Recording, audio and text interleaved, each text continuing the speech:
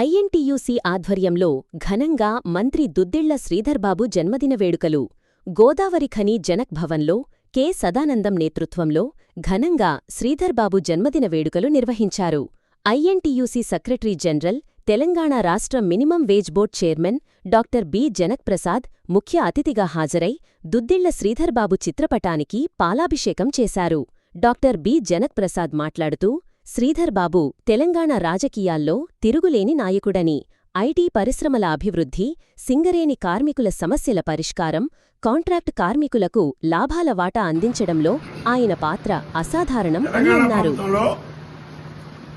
పరిశ్రమలు ఐటీ శాఖ మంత్రి దుద్దిళ్ల శ్రీధర్బాబు గారు 5 సార్లు శాసనసభ్యుడిగా ఎన్నికై 2 సార్లు జిల్లా కాంగ్రెస్ అధ్యక్షుడిగా ఎన్నికై రాజశేఖర్ రెడ్డి గారి కేబినెట్లో, కిరణ్ కుమార్ రెడ్డి గారి కేబినెట్లో, అదేవిధంగా రేవంత్ రెడ్డి గారి కేబినెట్లో కేబినెట్ మంత్రిగా పనిచేశారు. ఇవాళ తెలంగాణలో ఇన్ఫర్మేషన్ టెక్నాలజీ కానీ, పరిశ్రమల అభివృద్ధి కోసం కానీ విదేశాల నుంచి దాదాపు 4,50,000 కోట్ల రూపాయలు పెట్టుబడులు తీసుకొచ్చి ఇక్కడ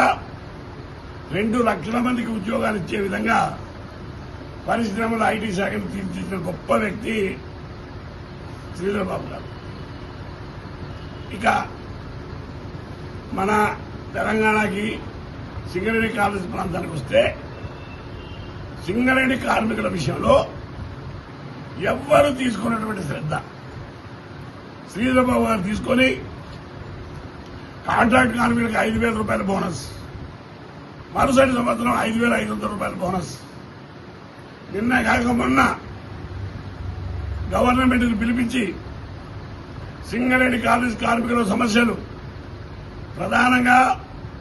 మెడికల్ బోర్డు, వయో పరిమితి, మెడికల్ బోర్డు, సొంత ఇంటి కళ, కొత్త వాళ్ళకు ఉద్యోగాలు ఇవ్వడం,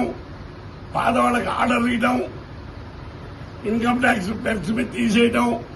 ఇటువంటి సమస్యల మీద సిఎండ్ఎండీ డైరెక్టర్ని పిలిపించి, బొగ్గు శాఖ మంత్రిని భట్టి గారిని పిలిపించి, ఎనర్జీ శాఖ కార్యదర్శి నవీన్ మిట్టల్ని పిలిపించి, సీతక్క గారిని పిలిపించి,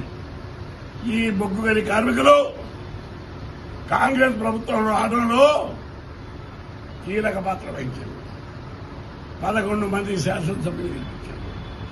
వాళ్ల సమస్యలు పరిష్కరిస్తామని ఎన్నికల ముందు మనం పెద్ద పెద్ద వాగ్దానాలు చేశాం.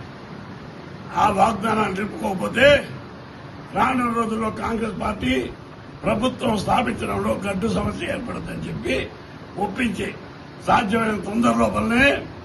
సింగరేణిలో ఉన్నటువంటి కార్మికుల అపరిష్కృత సమస్యలు పరిష్కారం కృషి చేసి కాంగ్రెస్ పార్టీ అయ్యేట్టు తప్పకుండా సింగరేణి కార్మికుల మనసు గెలుచుకుంటుందని, అదేవిధంగా రానున్న రోజుల్లో సింగరేణి ప్రాంతంలో ఉన్నటువంటి నిరుద్యోగ యువకులకి దాదాపు 14 బొగ్గులను తీసుకొచ్చి 15,000 మందికి ఉపాధి అవకాశాలు కల్పించే అవకాశం ఉంటుంది. ఈ కార్యక్రమంలో ఐఎన్టీయూసీ సెంట్రల్ వైస్ ప్రెసిడెంట్లు ధర్మపురి, జెట్టి శంకర్రావు, వైస్ ప్రెసిడెంట్లు Akbar Ali, Vadepalli Das, general secretary Vikas Kumar Yadav, regional general secretary Aryapalli Srinivas, mining staff నాయకులు Tirupatiraju, deputy general secretary Garigeswamy, pit సెక్రటరీలు శ్రీనివాస్, ఆంజనేయులు, నాయకులు తాటి రాజయ్య, రమేష్, గడ్డం వెంకటేశ్వర్లు, సత్యనారాయణ, శారద, సంపత్ తదితరులు పాల్గొన్నారు.